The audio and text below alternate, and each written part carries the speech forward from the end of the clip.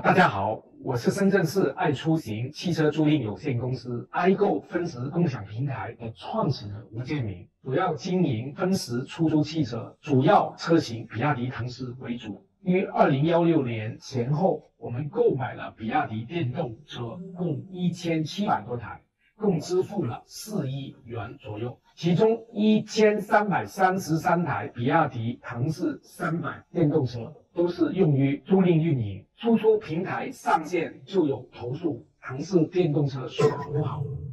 之后大约过了1年左右，在平台出现大量的退车情况，全部都是比亚迪唐仕，基本都是电池故障、电池续航不对。我们其中投放的1033台续航能力远远低于唐仕官方宣称的300公里，普遍呢只有150公里左右，导致到客户基本上会租了之后会退车等情况，所以我们无法对外继续经营，仅只联系比亚迪唐仕公司。比亚迪唐仕方面都处于一种拖拉的方法，不理会。之后我们又多次发函，比亚迪唐仕都是不予回函，令到公司大量的车辆闲置停运，1000人的企业大部分员工失业，总共造成了损失总额达6亿之多，包括购车款及利息、人工成本、停运损失、保险、停车费用。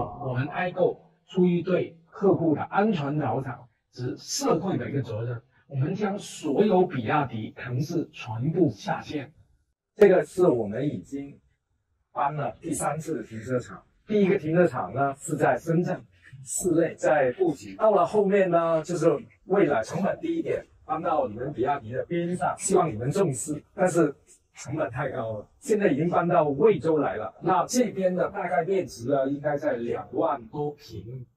应该是有1000多辆的车全部停在这里。那1个月的费用呢，都是10几万的，这已经影响到整个公司的生存，公司面临了破产倒闭的一种情形。我们公司要求维修更换电池并赔偿停运的损失，采取了法律维权，但是法律行动中基本是审而不判，以拖为主。至今比亚迪唐仕方面一直是高高在上，非常傲慢，从不回函。我们觉得比亚迪唐仕以店大欺客的行为是非常之可耻的。作为中国人，我敬重支持比亚迪品牌，是一个民族的品牌。作为消费者，就是一个无尽的一个噩梦。比亚迪唐仕这样漠视自己的责任，漠视客户，漠视社会责任，是非常